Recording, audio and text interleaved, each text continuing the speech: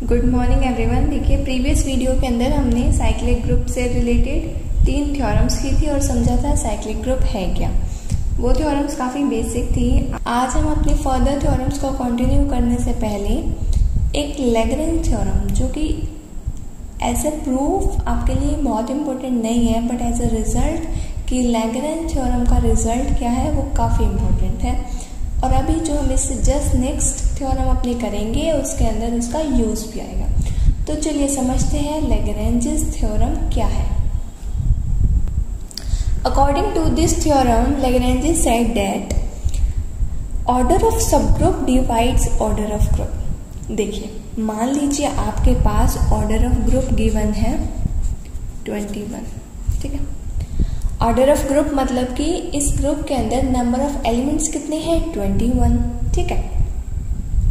अब देखिए, अब अगर मैं आपको कह दूं मेरे पास एक इसका सब ग्रुप है H, जिसका नाम है, उसका ऑर्डर 5 है।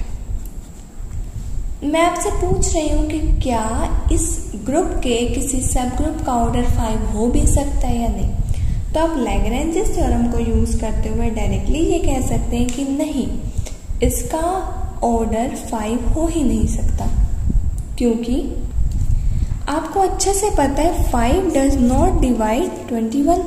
अगर ये डिवाइड ही नहीं करता तो ये उसका ऑर्डर नहीं हो सकता।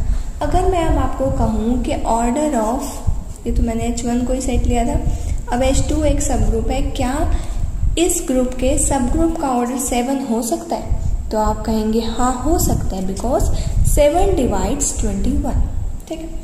3 भी हो सकता है, 1 भी हो सकता है, 21 भी हो सकता है, लेकिन जो नंबर 21 को डिवाइड ही नहीं कर रहा वो ऑर्डर नहीं हो सकता।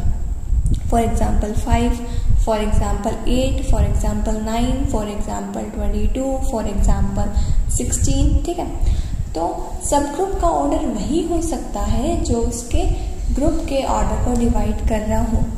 अब देखिए आपके माइंड में क्या आएगा कि क्या, जैसे अब देखिए यहाँ पर 21 है, तो क्या इसका सब ग्रुप 3 ऑर्डर का, 7 ऑर्डर का, 1 का और 21 का बनेगा ही बनेगा? नहीं। मैंने कहा देखिए, ऑर्डर ऑफ सब ग्रुप जो भी होगा वो ऑर्डर ऑफ ग्रुप को करेगा डिवाइड, लेकिन ज़रूरी नहीं है हर नंबर जो डिवाइड कर रहा है वो सब ग्रुप बनाए। इसको हम यूज़ कहाँ करते हैं इस थ्योरम को? बहुत सारे एग्जाम्पल्स में, जैसे आप नेट लेवल पे भी आप जब एग्जाम्पल्स ट्राई करके देखेंगे या जेम लेवल पर भी, आपके पास ऑर्डर दिया आएगा क्वेश्चन में ग्रुप का, और आपके पास 4 ऑप्शन आएंगे कि कौन सा बन सकता है या कौन सा नहीं बन सकता, इस टाइप से क्वेश्चन। तो वहाँ पर आप ऑप्शंस को यही देखकर कैंसिल आउट कर देते हैं कि ये तो इसका फैक्टर ही नहीं बन रहा, और फैक्टर नहीं बन रहा तो ये सब ग्रुप का ऑर्डर तो आ ही नहीं सकता। लेकिन हमारे पास अभी ये श्योरिटी नहीं है कि अगर ये नंबर ग्रुप के ऑर्डर को डिवाइड करे तो बनेगा ही बनेगा सब ग्रुप का ऑर्डर। हम ये कहेंगे कि बन सकता है, ठीक है। इसमें भी जो आपने इसकी पूरी स्टेटमेंट पढ़ी तो उसके अंदर क्या था, ऑर्डर ऑफ सब group divides order of group. ये तो नहीं लिखा हुआ ना कि हर फैक्टर जो भी उस ग्रुप का ऑर्डर के जितने भी फैक्टर्स होंगे वो सारे ही सब ग्रुप बनाएंगे, ऐसा कहीं नहीं लिखा हुआ, ठीक है। तो चलिए अब देखते हैं जिस थ्योरम में इसका यूज था वो थ्योरम क्या है। थ्योरम की स्टेटमेंट है हमारे पास, every finite group of prime order is cyclic. Question में आपको क्या प्रूफ करना है कि every finite group of prime order is cyclic, यानी कि हर वो ग्रुप, हर वो फाइनाइट ग्रुप जिसका ऑर्डर प्राइम होगा, जिसका ऑर्डर कोई भी p यानी कि प्राइम नंबर होगा, वो साइक्लिक होगा ही होगा। सबसे पहले तो थ्योरम को प्रूफ करने के लिए हम एक फाइनाइट ग्रुप लेंगे जिसका ऑर्डर हम ले लेंगे p, जहाँ पर p क्या होगा, प्राइम नंबर। प्राइम नंबर को हम p से डिनोट करेंगे। देखो हमने क्या कहा, let g be a finite group, जैसा कि क्वेश्चन के अंदर दिया हुआ था थ्योरम की स्टेटमेंट के अंदर, और ऑर्डर ऑफ g क्या मान लिया p, जहाँ पर p हमारे पास क्या है, प्राइम नंबर। अब क्योंकि आपको पता है प्राइम नंबर के 2 फैक्टर तो होते ही होते हैं, एक तो 1 और एक p, ठीक है। हमारे पास क्योंकि ग्रुप जो है प्राइम ऑर्डर का है, प्राइम ऑर्डर देखिए, एक और बात देखिए, एक तो मैंने आपको ये बताया कि प्राइम नंबर के 2 फैक्टर होते हैं, एक तो 1 और एक खुद p। Secondly prime number start कहाँ से होंगे, 2 से। ठीक है। तो मान लिया हमने कि लीस्ट ऑर्डर का भी ये ग्रुप हो। देखो ये ऑर्डर ऑफ जी क्या है, पी क्या है, प्राइम नंबर, और आपको पता है प्राइम नंबर स्टार्ट कहाँ से होते हैं, 2 से, 2, 3, 5 अप टू सो ऑन, ठीक है। तो 2 से स्टार्ट होता है, इसका मतलब कम से कम भी ऑर्डर ऑफ जी तो क्या आएगा, 2। अगर ऑर्डर ऑफ जी 2 आएगा, इसका मतलब ग्रुप के अंदर कम से कम भी 2 एलिमेंट तो होंगे। यही चीज़ अब हम लिखेंगे। तो क्योंकि G is a group of prime order, so G must contain at least 2 element. Reason मैंने आपको यही बताया था कि कम से कम भी जो लीस्ट प्राइम नंबर है वो क्या है, हमारे पास 2। अब देखिए इसके बाद इसका मतलब क्या है कि उसके अंदर 2 डिस्टिंक्ट एलिमेंट्स तो ज़रूर होंगे ही होंगे। देखो ऑर्डर ऑफ ग्रुप हमारे पास 2 है, कम से कम 2 है, या तो 2 होगा या 2 से ज़्यादा। अगर 2 है और आपको पता है ग्रुप है, तो ग्रुप के अंदर आइडेंटिटी तो होती है। तो एक एलिमेंट तो उसके अंदर होगा E यानी कि आइडेंटिटी, और दूसरा एलिमेंट उसके अंदर होगा A, क्योंकि आपको पता है कि ऑर्डर ऑफ ग्रुप या तो 2 होगा या 2 से बड़ा, क्योंकि सबसे छोटा प्राइम नंबर भी 2 है।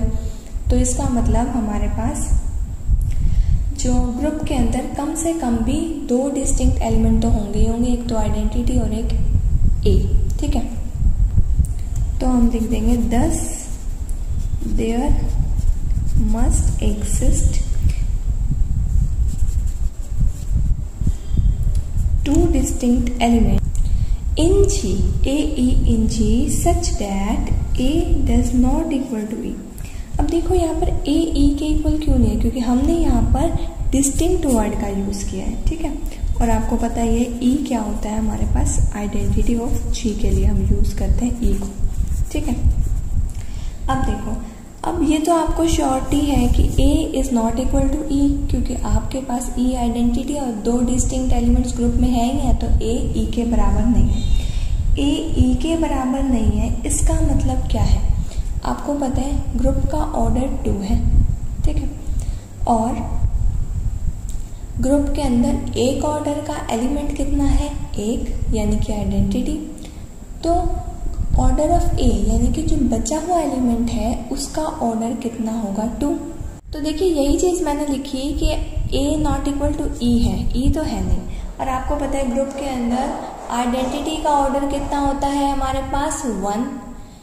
ए जो है हमारे पास 1 तो है नहीं, 1 ऑर्डर का तो है नहीं, क्योंकि 1 ऑर्डर का ग्रुप के पास एक ही एलिमेंट होता है, डेट इज आइडेंटिटी। ए का ऑर्डर या तो 2 आएगा या क्या आएगा, 2 से बड़ा आएगा। यहाँ पे 2 लिखा है मैंने, ठीक है। अब हमने मान लिया, एक बार के लिए मैंने मान लिया कि ऑर्डर ऑफ ए क्या है, m है।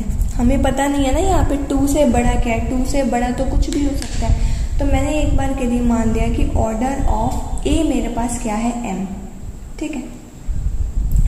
अब मैं क्या मान रही हूँ कि मेरे पास एक साइक्लिक सब ग्रुप है G का, जो कि A से जनरेट हो रहा है। मुझे तो क्या प्रूव करना है कि थ्योरम के अंदर जब प्रूव मुझे करना था वो क्या था कि every finite group of prime order is cyclic, यानी कि मुझे इस G को ही साइक्लिक दिखाना है। अभी मैं A एलिमेंट पर हूँ और वो A एलिमेंट कहाँ का है, G का। और अब मैं आपको क्या बोल रही हूँ कि हमने लेट करना है कि H एक साइक्लिक ग्रुप है G का जो जनरेट हो रहा है इस A एलिमेंट से, ठीक है। तो हम किस तरीके से लिखेंगे, देखिए आपके पास H क्या होगा, H हमने एक सब ग्रुप लेट किया G का जो जनरेट हो रहा है A से, ठीक है। अब ऑर्डर ऑफ H भी क्या होगा, M, ऑर्डर ऑफ A भी क्या होगा, M। देखिए ऑर्डर ऑफ H आपको M कैसे पता लगा, देखिए ऑर्डर ऑफ A आपने यहाँ पे M लेट किया है, ठीक है। ऑर्डर ऑफ H, अब आपको पता है कि हमने यहाँ पर लेट क्या किया, ये जो H सब ग्रुप है ये जनरेट हो रहा है A से। जब भी कोई साइक्लिक ग्रुप किसी एलिमेंट से जनरेट हो तो उस एलिमेंट का ऑर्डर और उस सब ग्रुप का ऑर्डर दोनों ही सेम होते हैं, जिससे मैंने ये कहा कि order of H is equal to M is equal to order of A, ठीक है। अब मुझे यूज़ करना है लैग्रेंजेस थ्योरम का, जो मैंने just at the starting of before starting theorem आपको बताई थी। लैग्रेंज थ्योरम के अकॉर्डिंग क्या था, ऑर्डर ऑफ सब group divides the order of group. अब ऑर्डर ऑफ सब ग्रुप यहाँ पर क्या है, M। ऑर्डर ऑफ ग्रुप आपके पास यहाँ पर क्या है, P। शुरू में ही आपको पता है ऑर्डर ऑफ जी हम पी लेकर चले थे, तो यहाँ पर मैं लैग्रेंज थ्योरम को यूज़ करते हुए बाय लैग्रेंज थ्योरम मैंने ये बोल दिया order of G divides order of H divides order of G. Order of H मेरे पास m है, ऑर्डर ऑफ जी मेरे पास p है, सो m डिवाइड्स p।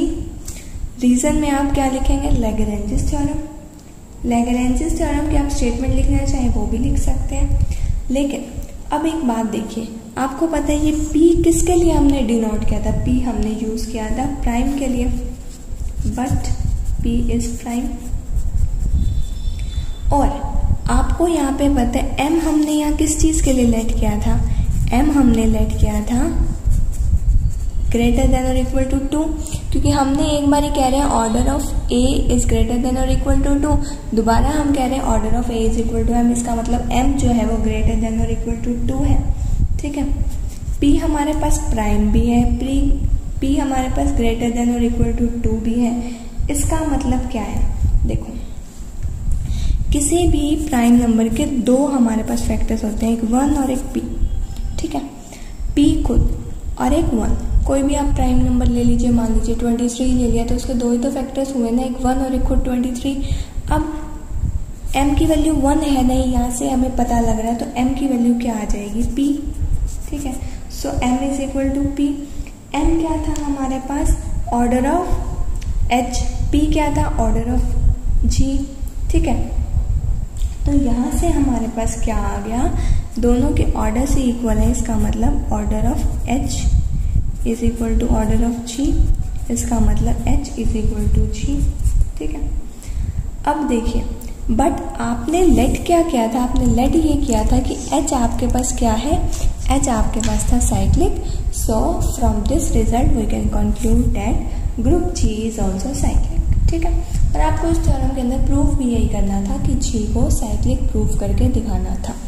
ठीक है, तो ये थ्योरम आपकी यहीं तक थी। इसके बाद हम जो नेक्स्ट थ्योरम करेंगे उस पर चलते हैं। देखिए, नेक्स्ट थ्योरम की स्टेटमेंट आपके पास क्या है? एवरी सब group of a cyclic group is cyclic. आपको साइक्लिक ग्रुप के हर सब ग्रुप को क्या प्रूव करना है? साइक्लिक।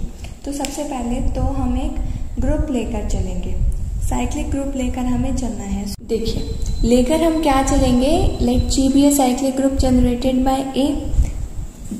जब भी हम साइक्लिक ग्रुप को दिखाते हैं जो कि ए से जनरेट हो रहा है, तो इस तरीके से दिखाते हैं। ठीक है, अब यहाँ पर हमारे पास बात किसकी हुई है? सब ग्रुप की, तो हम एक एच इसका सब ग्रुप भी ले लेते हैं। लेट एच बी सब ग्रुप ऑफ जी। अब देखो, ये जो हमने एच लिया है सब ग्रुप ऑफ जी, अगर तो हमारे पास ये जो h है ये या तो g के इक्वल हो, या फिर ये हमारे पास जो h है ये आइडेंटिटी के इक्वल हो। या तो ये h हमारे पास g के इक्वल हो, या फिर हमारे पास आइडेंटिटी के इक्वल हो। तब तो आपको साफ ही दिख रहा है ये क्या बन गया? h is cyclic. ठीक है, h हमारे पास क्या बन गया? साइक्लिक।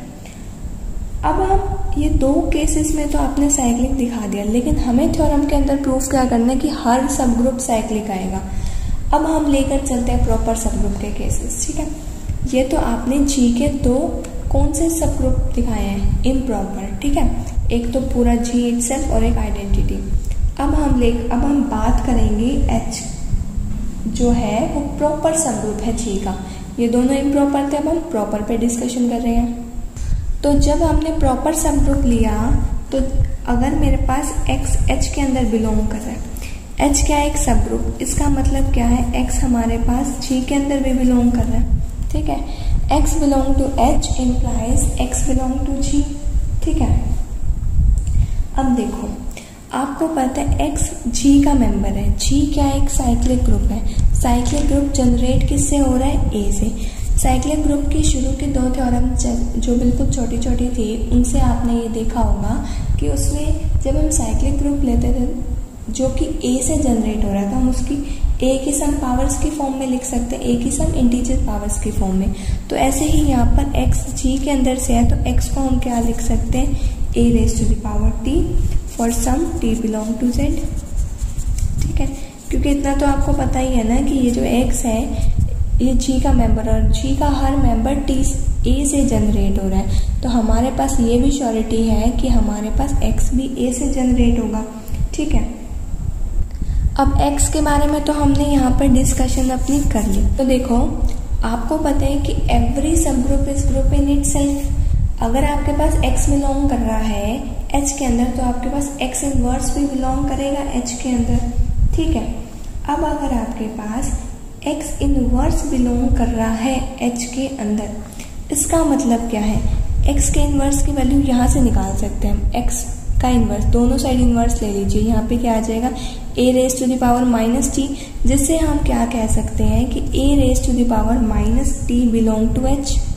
ठीक है, a raise to the power minus t belongs to h।